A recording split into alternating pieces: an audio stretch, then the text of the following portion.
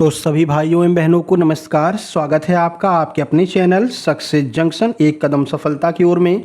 मेरा नाम है अतुल शुक्ला और हम लेकर के आ गए हैं आपके लिए Madhya Pradesh police constable MPSI ASI 2026 भर्ती की दृष्टि से, साथ ही साथ में मध्य प्रदेश कृषि विस्तार अधिकारी 2026 की दृष्टि से अति महत्वपूर्ण वीडियो है। इसके अलावा एमपीएसबी एपटेक का कोई भी एग्जाम आप देने वाले हैं, जैसे कोई भी एग्जाम पुलिस हो गया, पटवारी हो गया, उन सभी भर्ती परीक्षाओं के लिए ये वीडियो अति महत्वपूर्ण साबित होने वाली है। क्यों? क्योंकि हम इसमें कवर कर रहे हैं 2500 रीसेंट पीवाईक्यू, जिसमें जीके जीएस एमपी जीके और करंट अफेयर के जो रीसेंट प्रश्न पूछे गए हैं 2026 में और 2025 में, उनको हम एक साथ में कवर कर रहे हैं। एपटेक ने जितने भी अभी तक एग्जाम करवाए हैं, जैसे कि एमपी फॉरेस्ट 2026 जिसकी आंसर की आ चुकी है, एमपीएसआई मेंस की आंसर की आ चुकी है, पुलिस कांस्टेबल 2025 की आंसर की आ चुकी है, अभी रिसेंट में हॉस्पिटल असिस्टेंट की आंसर की आ चुकी है। ठीक है, एमपी ग्रुप 2 सब ग्रुप 1 का जो एग्जाम हुआ था उसकी आंसर की आ चुकी है, ग्रेजुएट लेवल का जो था। तो इन सभी आंसर की में से हम जो आपके प्रश्न हैं जीके जीएस और एमपी जीके के, उन सब को एक साथ में लेकर के आए हैं और 2500 क्वेश्चन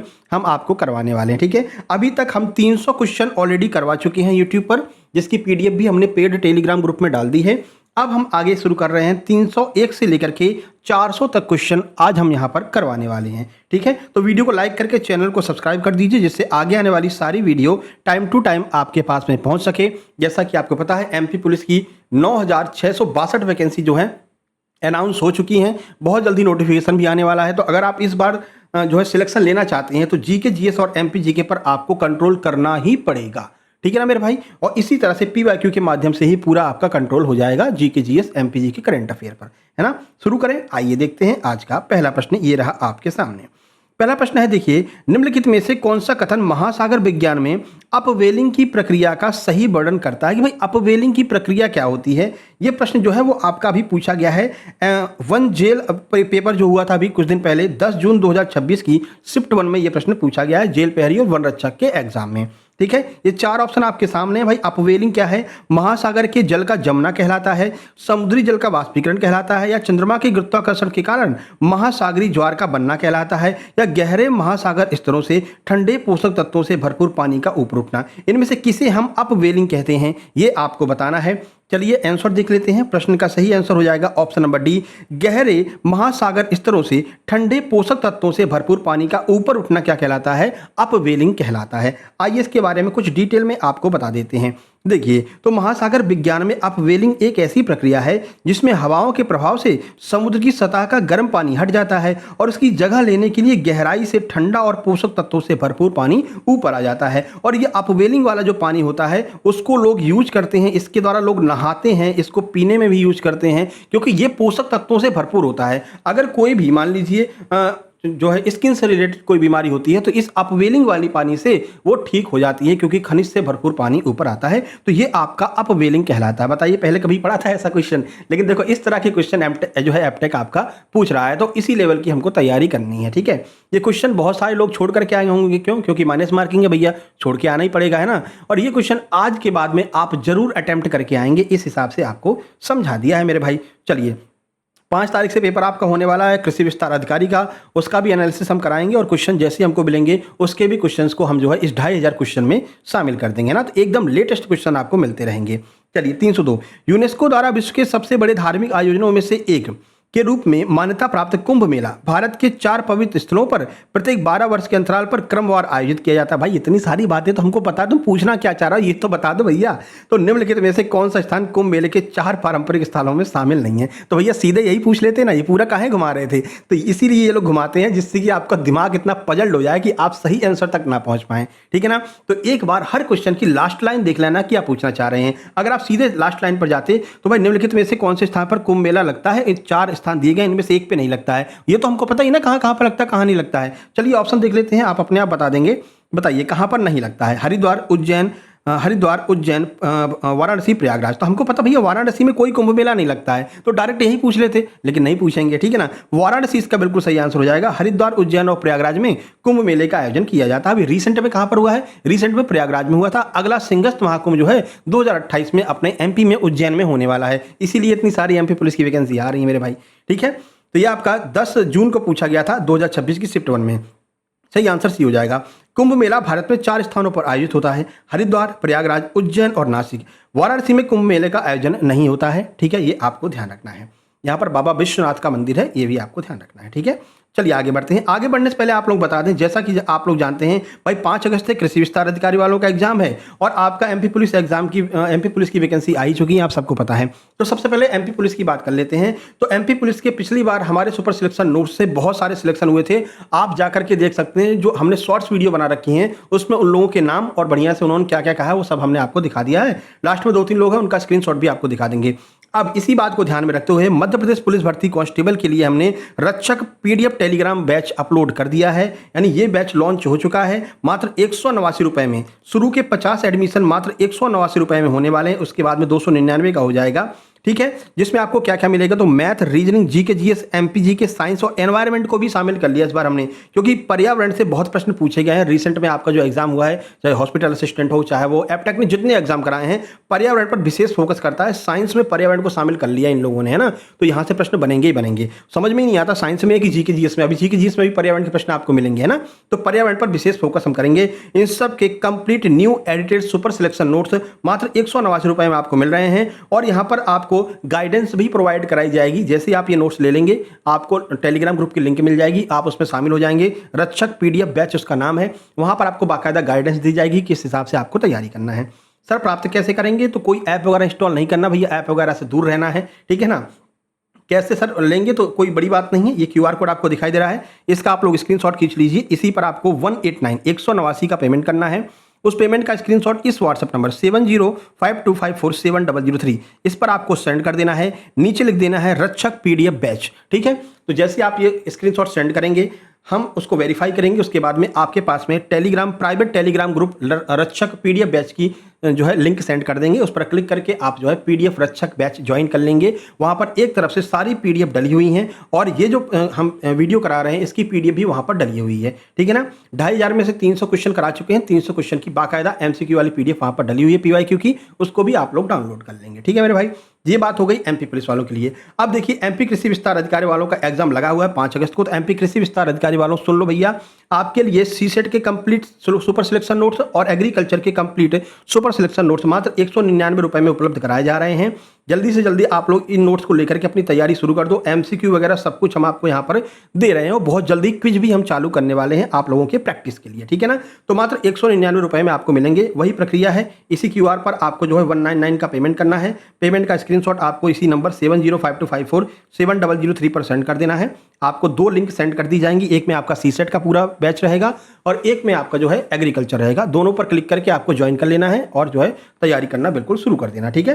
ये एग्रीकल्चर वाले आप लोग ध्यान दे लीजिए, ये आपके लिए बनाया गया है, ठीक है मेरे भाई। सारी बातें समझ में आ गई, आगे बढ़ें। चलिए प्रश्न नंबर 303 ये रहा आपके सामने। ये भी आपका वन एवं जेल प्रहरी एग्जाम आपका 10 जून शिफ्ट 1 में पूछा गया है। देखिए क्या कह रहे हैं 303, निम्नलिखित में से कौन सा एक आक्रामक विदेशी प्रजाति का उदाहरण है जिसने भारत में पारिस्थितिकी क्षति पहुंचाई है। अब ये पर्यावरण का क्वेश्चन है, लेकिन जीके जीएस में पूछ रखा है मेरे भाई, है ना। तो पर्यावरण को वो लोग हर जगह पूछ रहे हैं, जीके में भी पूछ रहे हैं और आपका साइंस में भी पूछ रहे हैं। बताइए कौन सा है, जलकुंभी है, भारतीय हाथी है, या फिर नीम का पेड़ है, या पीपल का पेड़ है। कौन सा ऐसा है जो विदेशी है, विदेशी प्रजाति का उदाहरण है, लेकिन भारत में बहुत ज़्यादा हानि पहुंचा रहा है। इन चारों में से कौन सा है। प्रश्न का सही आंसर आपका हो जाएगा ऑप्शन नंबर ए, ये आपका जलकुंभी है भैया, है ना। हर जगह आपको हर तालाब में जलकुंभी जरूर मिल जाएगा। छोटे छोटे गाँव में जो तालाब होते हैं वहाँ पर भी जलकुंभी मिल जाता है, पूरे तालाब को वो घेर लेता है, पानी तक आपको नहीं दिखाई देता है, ठीक है ना। देखिए तो जलकुंभी एक आक्रामक विदेशी पौधे की प्रजाति है जो भारत के जल निकायों में तेजी से फैलकर जल प्रवाह को रोक लेती है। भाई पानी बहता रहता है, जलकुंभी बीच में आ जाती है और उसको रोक देती है,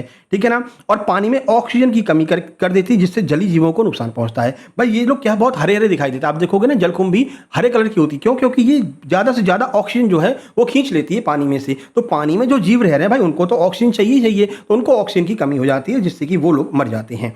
304 नंबर देखिए, 304 है अपशिष्ट प्रबंधन में। ये तो भाई बहुत बार पूछा गया है। 3R का क्या अर्थ होता है, यह आपको बताना है। 3R का क्या अर्थ होता है, ये अभी हॉस्पिटल असिस्टेंट ने पूछा था और ये फॉरेस्ट में ही पूछा है ना। ये भी 10 तारीख को पूछा गया है। बताइए 3R का क्या अर्थ है। कम करें, पुनः उपयोग करें, पुनर्चक्र करें, या फिर हटाएं, बदलें, मरम्मत करें, प्रतिक्रिया करें, जवाब दें, पुनः प्राप्त करें, पढ़ें, लिखें, दोहराएं। क्या हो जाएगा भाई। प्रश्न का सही आंसर आपको हो जाएगा ऑप्शन नंबर ए, कम करें, पुनः उपयोग करें और पुनर्चक्रण करें, यानी कि रिड्यूज, रीयूज और रिसाइकिल। इसका कभी कभी क्रम भी पूछ लेते हैं कि 3R में रीयूज कौन से क्रम पर आता है, तो बताएंगे भाई रीयूज जो है वो दूसरे नंबर पर आता है सर, ठीक है। रिड्यूस कौन से क्रम पर आता है सर, रिड्यूस सबसे पहले आता है, रिसाइकिल सबसे लास्ट में आता है। देखिए अपशिष्ट यानी कचरा प्रबंधन में 3R का मतलब होता है रिड्यूज यानी कि कचरा कम करना, रीयूज यानी वस्तुओं का पुनः उपयोग करना, और रिसाइकिल यानी पुनर्चक्रण करके नई वस्तुएं बनाना, ठीक है। ये 3R का मतलब होता है, अच्छे से आप लोग देख लीजिएगा। चलिए आगे बढ़ें। अफगान राजकुमार गौस मोहम्मद का बलुआ पत्थर से बना मकबरा मध्य प्रदेश के निम्नलिखित में से किस जिले में स्थित है, बताइए। गौस मोहम्मद का मकबरा, भाई ग्वालियर वालों ने गौस मोहम्मद का मकबरा बहुत घूमा होगा, हम भी गए हैं भैया, हजीरा नामक स्थान पर है, यहीं पर जो है उनका भी मकबरा है, किसका, मोहम्मद गौस के जो है, अरे वो क्या नाम है उनका, दिमाग से नाम निकल रहा है ना, हाँ तानसेन महोदय का मकबरा भी यहीं पर है। इमली का पेड़ है भैया, इमली के पेड़ से हमने इमली भी खाई है, इमली के पत्ते भी खाए। लोग कहते थे कि भाई आवाज़ सुरीली हो जाएगी, हमारी तो आज भी जैसी की तैसी ही है, हमने बहुत इमली के पत्ते खा रखे हैं ना, तो यही बात है, ठीक है। तो ग्वालियर इसका बिल्कुल सही आंसर है। मुरैना के रहने वाले हैं, ग्वालियर होकर ही तो इंदौर जाएंगे भाई, वर्तमान में इंदौर रह रहे हैं पर ग्वालियर होकर के ही तो जाएंगे। तो भैया गए थे तो हमने भाई इमली के पत्ते खा लेते हैं, आवाज़ सुरीली हो जाएगी, वो नहीं हुई, ठीक है ना। तो ग्वालियर आंसर हो जाएगा। देखिए मोहम्मद गौस 16वीं शताब्दी के एक सूफी संत थे जिनका भव्य मकबरा मध्य प्रदेश के ग्वालियर में स्थित है, जो मुगल वास्तुकला का एक उत्कृष्ट उदाहरण प्रस्तुत करता है। चलिए 306 नंबर देखिए। कई गरीब परिवार, ये भी बहुत पूछा जाता है, कई गरीब परिवार साख के अनौपचारिक स्रोतों पर निर्भर रहते हैं, क्यों। अच्छा, अनौपचारिक और औपचारिक में क्या अंतर होता है जानते ना। देखो अनौपचारिक क्या होता है, इनफॉर्मल में आपको किसी भी कागज वागज की जरूरत नहीं होती है, यानी कि वो एक तरह से अपने मित्र लोग जैसे होते हैं, अपने मित्र के पास में आप इनफॉर्मल मिलते हैं, फॉर्मेलिटी नहीं दर्शाते हैं ना। लेकिन किसी अधिकारी से मिलने जाएंगे या बैंक में जाएंगे तो आपको फॉर्मेलिटीज दर्शानी पड़ेंगी, यानी कागज वगैरह डॉक्यूमेंट वगैरह जमा करने पड़ेंगे। तो ये कह रहा भाई कई गरीब परिवार ऐसे हैं जो अनौपचारिक स्रोतों से मतलब ऋण लेते हैं। ऐसा वो क्यों करते हैं, सेठ साहूकारों से ऋण लेते हैं, क्या रीजन है कि वो बैंक के पास में नहीं पहुंच पाते हैं, उसका रीजन आपसे पूछा गया है, ठीक है। चलिए देख लेते हैं भाई, ये रहे 4 ऑप्शन आपके सामने, और ये आपका परीक्षा 1 जेल पहरी में पूछा गया था। सही आंसर आपका हो जाएगा ऑप्शन नंबर डी, यानी कि क्योंकि वे गरीब ऋणियों के पास में समर्थक ऋण आधार और आवश्यक कागजात नहीं होते हैं। भाई डॉक्यूमेंट उनके पास में नहीं होते हैं, ना ही उनके पास में ऐसा कुछ कोई चीज़ होती है कि वो बैंक को मतलब कि ऋण कोलेटरल के तौर पर दे सके, भाई अगर हम तुम्हारा पैसा न लौटाएं तो तुम ये चीज़ हमारी ले लेना। ऐसी कोई चीज़ उनके पास में नहीं होती है, इसलिए वो सीधे सीधे सेठ साहूकारों के पास में जाते हैं। फिर सेठ साहूकार जो हैं वो उनको ब्याज तो देते हैं लेकिन महंगी दरों पर देते हैं। तो ये एक रीजन होता है। ऑप्शन नंबर डी आपका बिल्कुल सही आंसर हो जाएगा। सॉल्यूशन आप यहाँ पर देख सकते हैं। तो गरीब परिवारों के पास में अक्सर बैंकों से ऋण लेने के लिए आवश्यक दस्तावेज और गिरवी रखने की संपत्ति, जिसे हम कोलेटरल कहते हैं, ये उनके पास में नहीं होती है, इसलिए वे साहूकार जैसे अनौपचारिक स्रोतों पर निर्भर रहते हैं। 307 नंबर देखिए 100 प्रश्न कराने हैं, थोड़ा स्पीड को तेज रखेंगे अपन, है ना। निम्नलिखित में से कौन सा पर्यावरण पर अम्लीय वर्षा का एक हानिकारक प्रभाव नहीं है, ये भी पर्यावरण का प्रश्न है, बताइए। अम्लीय वर्षा का इनमें से कौन सा एक हानिकारक प्रभाव नहीं है, बताइए। इस वीडियो को आप पॉज कीजिए, बढ़िया से चारों ऑप्शन पढ़ लीजिए, फिर हम आपको आंसर बताते हैं। ये भी आपका 1 जेल पहरी 10 जून 2026 शिफ्ट 1 में पूछा गया है। सही आंसर ऑप्शन नंबर डी हो जाएगा। यह मिट्टी से आवश्यक पोषक तत्व कैल्शियम मैग्नीशियम को बाहर निकालता है और विषाक्त एल्यूमिनियम को छोड़ता है, जिससे पौधों और जलीय जीवों को नुकसान पहुंचता है। इसलिए जो है ये अम्लीय वर्षा का हानिकारक प्रभाव ये इनके ऊपर नहीं पड़ता। किसके ऊपर नहीं पड़ता है, मिट्टी से आवश्यक पोषक तत्व वगैरह ये लोग नहीं निकालते हैं, ये चीज़ अम्लीय वर्षा से संबंधित नहीं है। बाकी जितने भी लोग हैं, जैसे कि पोषक तत्वों को जोड़कर मिट्टी की उर्वरता बढ़ाता है, भाई अम्लीय वर्षा का एक हानिकारक प्रभाव है कह रहे हैं ना, नहीं ये कह रहे हैं कि अम्लीय वर्षा का एक हानिकारक प्रभाव है। इनमें से कौन सा अम्लीय वर्षा का हानिकारक प्रभाव है, बताइए। तो ये है कि ये मिट्टी से आवश्यक पोषक तत्व कैल्शियम मैग्नीशियम को बाहर निकाल लेता है। भाई अम्लीय वर्षा होती है, क्या होता है, SO2 NO2 होती है अम्ल में, है ना, अम्लीय वर्षा में। ये SO2 NO2 क्या करती है कि जो मिट्टी होती है, मिट्टी से कैल्शियम को बाहर निकाल लेती है और मैग्नीशियम को बाहर निकाल लेती है, और विषाक्त जो एल्यूमिनियम होती है वो एल्यूमिनियम को मिट्टी में घोल देती है, जिससे पौधे और जलीय जीवों को जो है नुकसान पहुंचता है, ठीक है ना। तो यही पूछा गया था, कौन सा एक हानिकारक प्रभाव है, कौन सा प्रभाव पड़ता है। ऑप्शन नंबर डी आपका बिल्कुल सही आंसर होगा। फिर से समझ लीजिए, यहां पर प्रभाव है के बारे में पूछा गया था। पोषक तत्वों को जोड़ करके मिट्टी की उर्वरता बढ़ाएगा, मिट्टी की उर्वरता नहीं बढ़ाता, मिट्टी को नुकसान पहुंचाता है, ठीक है ना, तो ये नहीं होगा। ये झीलों और नदियों को अधिक क्षारीय बनाता है, ये भी नहीं हो जाएगा। ये मछलियों की वृद्धि को तेज करता है, ये भी नहीं हो जाएगा। सही आंसर होगा हानिकारक प्रभाव क्या है, तो मिट्टी से आवश्यक पोषक तत्वों को खींच लेती है अम्ल वर्षा, और अम्ल वर्षा की वजह से ही ताजमहल का रंग पीला पड़ रहा है, ठीक है, ये भी आपको ध्यान रखना है। ये पूरा सॉल्यूशन हमने यहाँ पर दे रखा है। चलिए 308 देखिए, बड़ा सा क्वेश्चन है। निम्नलिखित में से कौन सी संगीतकार जो एक महिला सुरबहार वादक और अलाउद्दीन खान की पुत्री थी, सुरबहार बजाने के लिए जानी जाती हैं और जिन्होंने पारंपरिक ध्रुपद शैली के वाद्य संगीत संरक्षण में योगदान दिया है, उनका नाम आपको बताना है। ये रहे 4 ऑप्शन आपके सामने। प्रश्न का सही आंसर हो जाएगा ऑप्शन नंबर सी, अन्नपूर्णा देवी जो हैं वो सुर बजाती हैं और जो है किसकी बेटी हैं, तो ये जो है उस्ताद अलाउद्दीन खां की पुत्री थी। ये सारी बातें इनके बारे में बताई गई हैं। फिलहाल आंसर आपका ऑप्शन सी अन्नपूर्णा देवी हो जाएगा। यहाँ पर सॉल्यूशन देखिए, अन्नपूर्णा देवी जिन्हें रोशन आरा खान भी कहते हैं, ठीक है, एक प्रसिद्ध भारतीय सुरबहार वादक थी। वह मैहर घराने के संस्थापक उस्ताद अलाउद्दीन खां की बेटी और पंडित रविशंकर की पूर्व पत्नी थी। ये भी आपको ध्यान रखना है। ठीक है भाई, आगे बढ़े। चलिए, प्रश्न नंबर 309 है फिजिकल हेल्थ इंडेक्स यानी कि FHI 2026 के अनुसार, करंट अफेयर का पूछ लिया था प्रश्न, है ना, FHI करंट अफेयर से के अनुसार निम्नलिखित में से कौन सा राज्य भारत में सबसे अच्छा प्रदर्शन करने वाला राज्य है? बताइए, FHI में कौन सबसे अच्छा प्रदर्शन कर रहा है वर्तमान में भाई? उड़ीसा, तमिलनाडु, कर्नाटक, गुजरात।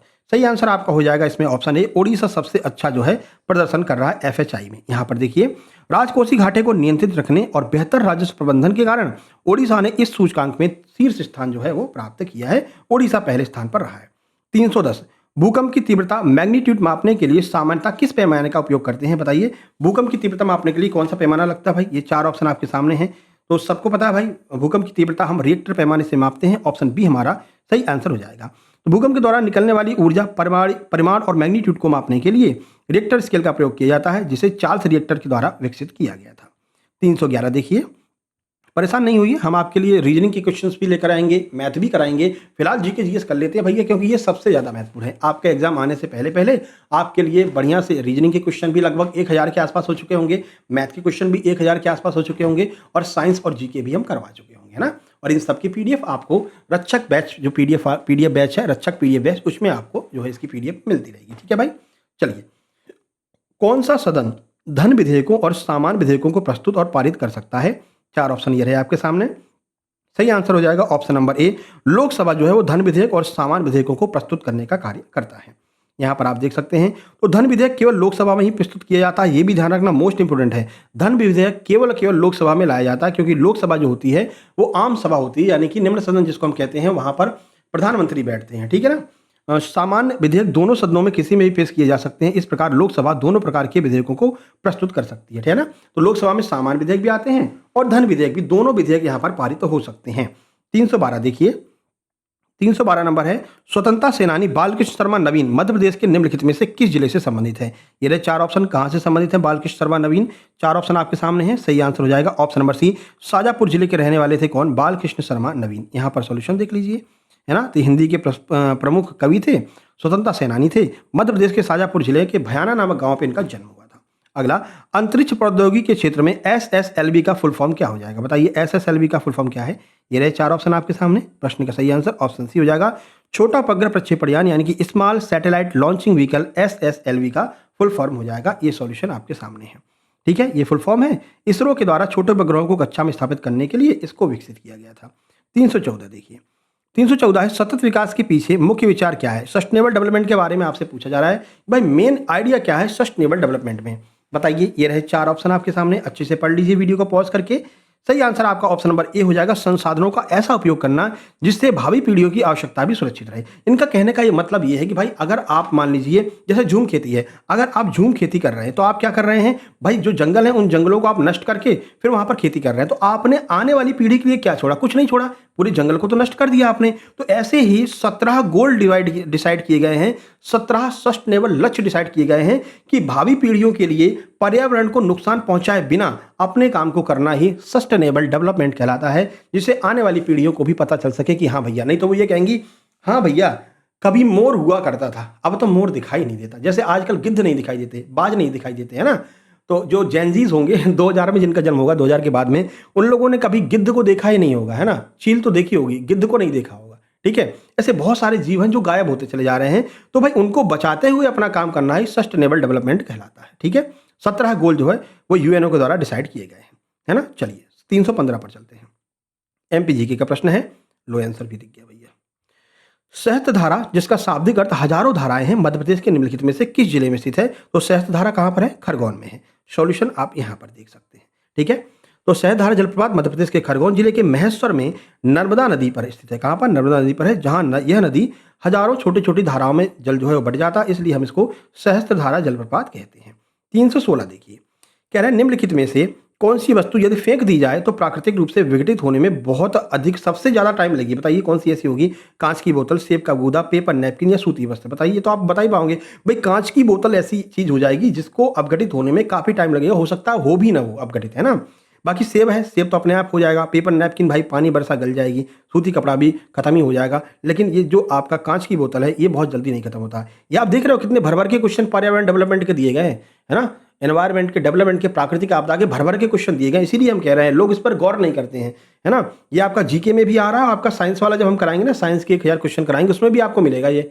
ठीक है मेरे भाई? तो पर्यावरण पर विशेष फोकस करना है। इसकी पीडीएफ हालाँकि अभी रक्षक बैच में डली नहीं है, पीडीएफ बनाई जा रही है, डायग्राम वगैरह जो है लगाने में उसमें टाइम लग जाता है ना? पीवाईक्यू के हिसाब से पीडीएफ बना रहे हैं उसकी, थोड़ा समय लगेगा, 1-2 दिन में जो है रक्षक बैच में डल जाएगी। चलिए आगे बढ़ें, 317 नंबर देखिए। निम्नलिखित में से मध्य प्रदेश के किस स्थान पर संदीपनी आश्रम स्थित है? कहाँ पर है भैया? ये 4 ऑप्शन आपके सामने हैं। संदीपनी आश्रम कहाँ पर है? कई बार पूछा गया। सही आंसर आपका ऑप्शन नंबर डी उज्जैन हो जाएगा।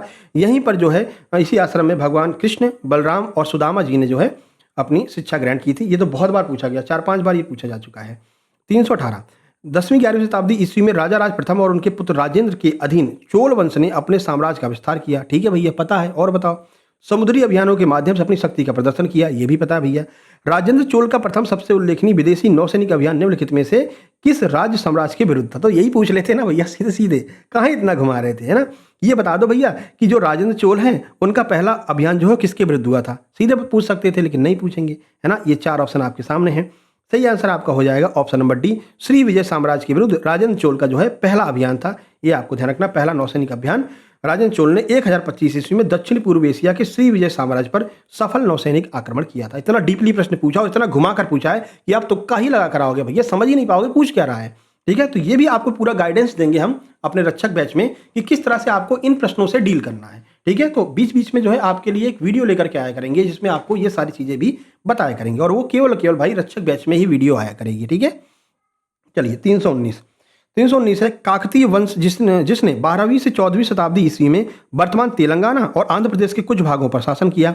इसकी राजधानी निम्नलिखित में से किस प्रसिद्ध दुर्ग या फिर नगर में थी? तो भाई पूछ रहे हैं काकतीय वंश की राजधानी कहाँ थी, सीधे ही आपसे ये पूछना चाह रहे हैं। हैदराबाद, विजयवाड़ा, विशाखापट्टनम, वारंगल, कहाँ पर थी काकतीय वंश की राजधानी? सही आंसर ऑप्शन डी, वारंगल में राजधानी थी। ठीक है ना।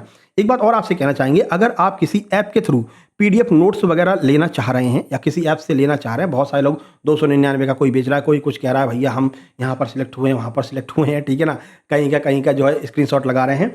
तो आप लोग एक बार उस जो भी आप ऐप डाउनलोड कर रहे हैं उसके नीचे जाकर के देख लिया करो, लोगों के रिव्यू होते हैं, है ना। रिव्यू इस तरह से दिए रहते हैं, है ना। जो लोग मान लीजिए नोट्स खरीदे हैं, उस ऐप को यूज कर रहे हैं, वो रिव्यू देते हैं कि भाई क्या इस ऐप में दिया गया है, क्या नहीं दिया गया है, कोई फर्जी काम तो नहीं हो रहा। तो वो सारे रिव्यू एक बार आप देख लिया करो, तो वहाँ से आपको क्लियर हो जाएगा कि हमें ये नोट्स खरीदने हैं, 299 वेस्ट करने हैं या नहीं करने हैं। तो हर एक ऐप में, एक ऐप की बात नहीं कर रहा हूँ, जो भी ऐप आप अगर डाउनलोड कर रहे हैं उसके रिव्यू जरूर देख लिया करो नीचे जाकर के, तो आपको सारी चीज़ें क्लियर हो जाएंगी और आपको जो 299 300 रुपये खर्च हो रहे होंगे ना, वो आपके बच जाएंगे। अभी हम एक चैनल का रिव्यू देख करके आए हैं भाई, ठीक है ना, तो वहाँ पर ऐसे ऐसे शब्द लिखे हैं कि सर बिल्कुल फर्जी है, हर जगह जो है यही पीडीएफ दे रहा है, और मतलब कि एक तरह से कह रहे हैं कि फ्रॉड चल रहा है, और अगर फ़ोन लगा रहे हैं तो फ़ोन भी नहीं रिसीव हो रहा है, और अगर लाइव वीडियो में कह देते हैं कि सर उसमें फर्जी पीडीएफ डली हुई है तो ब्लॉक कर दिया जा रहा है ना। तो ऐसे लोगों से आपको बच करके रहना है। ठीक है, तो कोई भी अगर आप किसी भी ऐप पर जा रहे हैं, एक बार ऐप के नीचे जा करके देखा करो, एकदम नीचे, तो वहाँ पर लोगों के रिव्यू होते हैं। गूगल उनको कभी डिलीट भी नहीं करता है ना, इसीलिए रिव्यू सिस्टम बनाया है प्ले स्टोर ने कि सच्चाई सामने आ सके। ठीक है, तो रिव्यू देख करके उसके बाद ही कोई चीज़ आप परचेज किया करो। वारंगल इसका बिल्कुल सही आंसर होगा। चलिए 320 पर चलते हैं। देखिए 320 है, मई 2026 के अनुसार निम्नलिखित में से किस राज्य ने अंतरिक्ष प्रौद्योगिकी के लिए भारत का पहला राज्य नेतृत्व वाला उत्कृष्टता केंद्र यानी कि स्पेस टेक फाउंडेशन लॉन्च किया? किसने किया भैया? तो ये किसने किया है? कर्नाटक ने किया। स्पेस टेक फाउंडेशन कर्नाटक के द्वारा लॉन्च किया गया, COE स्पेस टेक फाउंडेशन। यहाँ पर आप पूरा सॉल्यूशन देख सकते हैं। 321 देखिए, कह रहे हैं गणेश चतुर्थी पर्व 10 दिनों तक बड़े सार्वजनिक उत्साह के साथ मनाया जाता है। भारतीय स्वतंत्रता संग्राम के दौरान इसे सार्वजनिक पर्व के रूप में लोकप्रिय बनाने का श्रेय निम्नलिखित में से किस नेता को दिया गया था? भाई सीधे पूछ लेते ना, किसने ये गणेश चतुर्थी मनाना स्टार्ट किया था, तो वो तो सबको पता है भाई, बाल गंगाधर तिलक के द्वारा शुरू किया गया था। गणेश उत्सव, गणेश चतुर्थी, शिवाजी उत्सव, ये सब बाल गंगाधर तिलक ने चालू किए थे, तो हम बता देते, लेकिन घुमा रहे हो और प्रेशर अलग से रहता है, माइनस मार्किंग का टेंशन अलग से रहता है। तो इस तरह के प्रश्न आपसे जो है पूछे जा रहे हैं। अब ये पैटर्न चेंज हुआ है और बिल्कुल लेटेस्ट पैटर्न से आपको हम अवगत करा रहे हैं। लोकमान्य तिलक ने 1893 में महाराष्ट्र में गणेश उत्सव की शुरुआत की थी। चलिए 322 देखिए, ग्रामीण क्षेत्रों में अधिक रोजगार सृजित करने में कौन सा उपाय सहायक हो सकता है कि ग्रामीण क्षेत्रों के लोग जो शहरों की तरफ ना भागें, गांव में ही अपना रोजगार खोल सकें? इनमें से कौन सा ऐसा चीज होगी जो इसमें हेल्प करेगी? सिंचाई सुविधाओं का विस्तार, सभी विद्यालय बंद करना। भाई विद्यालय का रोजगार से क्या लेना देना है ना, गाँव के रोजगार से विद्यालय बंद करवा दोगे, ये तो गलती हो जाएगा। बैंक ऋण को रोकना, ग्रामीण सड़कों को हटाना। सड़क हटा दोगे तो लोग जा ही नहीं पाएंगे। अच्छा, मतलब सॉल्यूशन निकाल दे रहे हो, ये शहर की तरफ नहीं जा पाए, सड़क को हटा दो। ऐसे थोड़ी होता है भाई, ठीक है। चलिए, सही आंसर आपका ऑप्शन नंबर ए हो जाएगा, सिंचाई सुविधाओं का विस्तार कीजिए। अगर सिंचाई मिलने लगेगी, लोग फसल उगाने लगेंगे, पैसा मिलने लगेगा, तो काहे को बाहर जाएंगे ना। पैसा के चक्कर में लोग अपना घर बार छोड़ के बाहर जाते हैं। बहुत सारे स्टूडेंट आज जो है रूम लेकर के रह रहे हैं, कोई ग्वालियर रह रहा है, कोई इंदौर रह रहा है, कोई भोपाल रह रहा है ना। कहीं का भिंड का रहने वाला ग्वालियर शिफ्ट हो रहा है, तो क्यों शिफ्ट हो रहा है? पैसे के लिए है ना भाई, है ना, कि नौकरी लग जाएगी। हम तो सुविधा आपको घर पे कह रहे हैं भैया, घर पे आप बढ़िया से हमारे साथ बने रहो, नोट्स लेकर तैयारी करते रहो, डेली क्लास लेते रहो, आपका काम हो जाएगा, कहीं जाने की जरूरत नहीं है आपको, ठीक है। और बहुत सारे लोगों का काम हुआ है, आप शॉर्ट्स वीडियो जा करके देख लेना, लास्ट में दिखाएंगे आपको। सेकंड रैंक आई है एक लड़की की, शुभांगी मिश्रा, उसने खुद लिख करके भेजा है कि सर बहुत हेल्प मिली आपके नोट्स से, आपकी क्लासेस से, है ना। MPSI टॉपर है, सेकंड रैंक आई है, अभी दिखाते हैं आपको। जैसे रिजल्ट आया तुरंत उसने मैसेज किया। फिलहाल ऑप्शन ए आपका सही आंसर हो जाएगा। 323 देखिए, NSCX यानी कि national health complex exchange ABDM के तहत 3 गेटवे में से एक है। ABDM का फुल फॉर्म क्या है, ये आपसे पूछ रहे हैं भाई। ABDM का फुल फॉर्म क्या हो जाएगा? ये 4 ऑप्शन आपके सामने है। प्रश्न का सही आंसर ऑप्शन डी हो जाएगा, आयुष्मान भारत डिजिटल मिशन। ये ABDM का फुल फॉर्म होगा, ठीक है भैया, आगे से ध्यान रखना है ना। ये पूरा सोल्यूशन यहाँ पर दे रखा है। आगे बढ़ते हैं। 324 है, निम्नलिखित में से कौन सा सार्वजनिक सुविधा का एक उदाहरण है? बताइए कौन सा सार्वजनिक सुविधा का उदाहरण है, ठीक है ना, यानी कि पब्लिक फैसिलिटी का कौन सा उदाहरण है? ये 4 ऑप्शन ये रहे आपके सामने। वीडियो पॉज कीजिए, आराम से पढ़िए। सही आंसर आपका ऑप्शन ए हो जाएगा, सार्वजनिक स्वास्थ्य सेवाएं, पब्लिक हेल्थ केयर जो सर्विस होंगी वो यहाँ पर सभी के लिए होंगी। सरकारी सुविधा के बारे में बात कर रहा था, ठीक है। तो सार्वजनिक सुविधाएं वे मूलभूत सुविधाएं होती हैं जो सरकार द्वारा सभी नागरिकों को उपलब्ध कराई जाती हैं, जैसे कि सार्वजनिक स्वास्थ्य सेवाएं। 325 है, तो वर्षा जल संचयन से बहुत प्रश्न आते हैं भाई। वर्षा जल संचयन की निम्नलिखित में से कौन सी एक प्रभावी विधि है? बताइए कौन सी प्रभावी विधि है? ये 4 ऑप्शन ये रहे भाई। चेक डैम और पुनर्भरण गड्ढे, रिचार्ज पिट्स का निर्माण करना, वनों की कटाई करना, ये तो बिल्कुल नहीं हो सकता भाई, वनों को काट दोगे, मतलब कि जल को बचाने के लिए वन थोड़ी काटोगे। बोरवेल खोदना, ये तो इससे पानी और बहेगा, है ना। अधिक भूजल का उपयोग करना, ये भी नेगेटिव हो जाएगा। सही answer option A, check dams और जो है गड्ढे बनाना, जिससे कि जो वर्षा का जल है वो रिचार्ज कर सके। अपने अपने घर के ऊपर लोग क्या करते हैं, इस तरह से पाइप लगा देते हैं और नीचे गड्ढे बना देते हैं, पानी यहाँ पर भरता है छतों पर और सीधे गड्ढों में चला जाता है, गड्ढे के थ्रू जो है वो धीरे धीरे जमीन के अंदर चला जाता है। तमिलनाडु एक ऐसा प्रदेश है जहाँ पर ये एक कानूनी व्यवस्था कर दी गई है कि हर कोई अपने छत पर जो है इस तरह का जो है वर्षा जल संचयन विधि बनाकर रखेगा, जो नहीं बनाएगा कानूनी कार्रवाई की जाएगी, ठीक है भाई। तो वर्षा जल वहाँ पर बहुत अच्छी तरीके से वर्षा जल को बचाया जाता है। 326 देखिए, अनुच्छेद 51A का कौन सा खंड नागरिकों को भारत की सामसिक संस्कृति की समृद्ध विरासत का मूल्य समझने और उसे संरक्षित करने का निर्देश देता है? 351 मतलब सॉरी 51A से बहुत प्रश्न बने थे, ठीक है ना। तो 51A के जितने आर्टिकल्स हैं वो सब हमने आपको पढ़ा रखे हैं, नोट्स में भी दे रखे हैं। चलिए बताइए कौन सा ऐसा है जो आपको ये बताएगा भाई संस्कृति की, जो हमारी संस्कृत धरोहर है उसकी रक्षा करना है। सही आंसर आपका ऑप्शन सी हो जाएगा, अनुच्छेद 51A का F कहता है कि सांस्कृतिक धरोहर की हमें रक्षा करना है। भारत के प्रत्येक नागरिक का कर्तव्य होगा वो हमारी सामाजिक जो सांस्कृतिक धरोहर है, गौरवशाली परंपरा है, इसको बनाए रखेगा। 327 देखिए, कह रहे हैं अरावली पर्वतमाला बहुत चर्चा में रही थी, मोस्ट इंपोर्टेंट है, ये पूछा जाएगा, 2 बार पूछा गया, एक हॉस्पिटल में पूछा था, फॉरेस्ट में भी पूछा था, ठीक है। तो अरावली पर्वतमाला जो विश्व की सबसे प्राचीन वलित पर्वत श्रेणियों में से एक है, उत्तर पूर्व से दक्षिण पश्चिम दिशा में मुख्य रूप से निम्नलिखित में से किन भारतीय राज्यों से होकर गुजरती है? ये कहना भाई उत्तर पूर्व से लेकर के दक्षिण पश्चिम तक ये जाती है, ठीक है भैया, पता है। अब बताओ कहाँ कहाँ से होकर गुजरेगी? ये 4 ऑप्शन आपके सामने, बताइए। कॉम्बिनेशन दिया गया है, कॉम्बिनेशन में से आपको बताना कहाँ पर ये अरावली हमको देखने को मिलेगी, ठीक है। 10 जून 2026 शिफ्ट 1 में पूछा गया है। सही आंसर आपका ऑप्शन नंबर ए हो जाएगा। ये आपका जो है ये दिल्ली, हरियाणा, राजस्थान, गुजरात, यहाँ पर जो है ये चलिए अपनी, ठीक है। आगे बढ़ते हैं। प्रश्न का सही आंसर ऑप्शन नंबर ए हो जाएगा भाई, दिल्ली, हरियाणा, राजस्थान, गुजरात, यहाँ से होकर के गुजरती है। कह नहीं रहे थे अरावली पर्वतमाला कट जाएगी तो दिल्ली पूरा रेगिस्तान बन जाएगा? क्यों? क्योंकि वो राजस्थान की जो रेत है ना, जो रेगिस्तान वाली रेत है, उसको इस पार आने से अरावली पर्वतमाला रोकती है ना, इसलिए दिल्ली आज आपको जो हरी भरी दिखाई देती है। ये पूरा सॉल्यूशन देख सकते हैं। 800 किलोमीटर में ये पूरी पर्वतमाला फैली हुई है, अरावली पर्वतमाला। चलिए, वीर बाल दिवस के अवसर पर नई दिल्ली में राष्ट्रपति द्रौपदी मुर्मू ने प्रधानमंत्री राष्ट्रीय बाल पुरस्कार 2025 कितने बच्चों को प्रदान किया था? मोस्ट इंपोर्टेंट है, ये आगे भी पूछा जाएगा। तो ये सही आंसर आपको हो जाएगा, 20 बच्चों को प्रदान किया गया था राष्ट्रपति द्रौपदी मुर्मू के द्वारा, ठीक है। ये पूरा सॉल्यूशन देख सकते हैं, 20 होनहार बच्चों को दिया गया था। और ये प्रश्न आपका MP hospital assistant recent exam जो हुआ है, अभी जुलाई में खत्म हुआ है, उसमें ये पूछा गया था, ठीक है। ये रिपीट होते हैं क्वेश्चन, वो लोग रिपीट करते हैं, हम बता तो रहे हैं, 10,000 क्वेश्चन बनाकर रख लेते हैं, उसी को बार बार इधर उधर घुमाते रहते हैं। अंतर्राष्ट्रीय संधि CITES मुख्य रूप से निम्नलिखित में से किसका नियमन करती है? बताइए, CITES में किसके बारे में बात की गई है, पूछ रहे हैं आपसे। सही आंसर ऑप्शन बी हो जाएगा, जंगली जानवरों और पौधों का अंतर्राष्ट्रीय व्यापार यह सुनिश्चित करने के लिए कि यह उनके अस्तित्व को खतरे में नहीं डालता है, इसके लिए CITES की स्थापना की गई है। चलिए पूरा सॉल्यूशन देख लीजिए। चलिए आगे बढ़ें। 330 नवंबर 2025 के अनुसार भारत ने कुपोषण मुक्त भारत पहल के तहत फोर्टिफाइड राइस कर्नेल यानी कि FRK की अपनी पहली खेप किस देश को निर्यात की है? बताइए, किस देश को निर्यात की है? Australia, Costa Rica, Brazil, Canada, किसको हमने चावल भेजे हैं?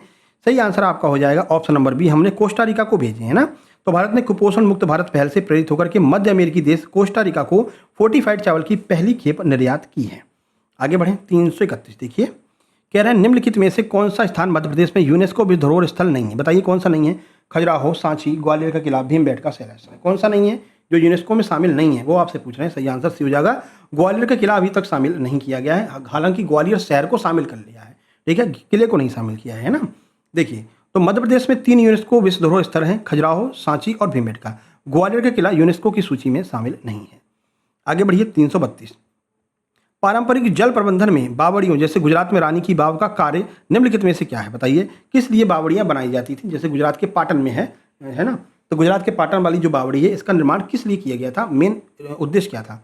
गंदे पानी को बाहर निकालने के लिए, भूजल तक वर्षा जल को पहुंचाने के लिए, केवल पर्यटकों के लिए, या फिर नदी के पानी को दूर तक पहुंचाने के लिए? सही आंसर ऑप्शन बी हो जाएगा, भूजल तक पहुंचने और वर्षा जल को जमा करने के लिए सीढ़ियां बनाई जाती हैं जिससे पूरे साल पानी जो है रहता है। जैसे ये बावड़ी बनाई गई, सीढ़ीदार बावड़ी होती है, ठीक है ना।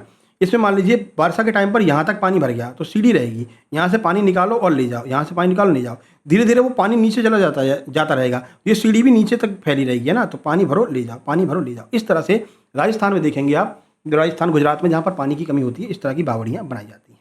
ठीक है भाई, चलो अगला 333 क्या है? देखिए, भारत ने यूनेस्को की अमूर्त सांस्कृतिक विरासत की सुरक्षा के लिए अंतर सरकारी समिति के 20वें सत्र की मेजबानी निम्नलिखित में से किस स्थान पर की? बताइए कहां पर की है 20वें सत्र की मेजबानी? ये 4 ऑप्शन आपके सामने हैं। प्रश्न का सही आंसर ऑप्शन बी हो जाएगा, लाल किले पर जो है ये मेजबानी की गई है। तो भारत ने नई दिल्ली के ऐतिहासिक लाल किले में यूनेस्को की समिति के 20वें सत्र की जो है मेजबानी यहाँ पर की है। आगे बढ़िए। 334 निम्नलिखित में से कौन जैन धर्म के प्रथम तीर्थंकर माने जाते हैं? बताइए कौन है जैन धर्म के प्रथम तीर्थंकर? सुपार्श्वनाथ है, नेमिनाथ है, पार्श्वनाथ है, ऋषभनाथ है? कौन है भैया?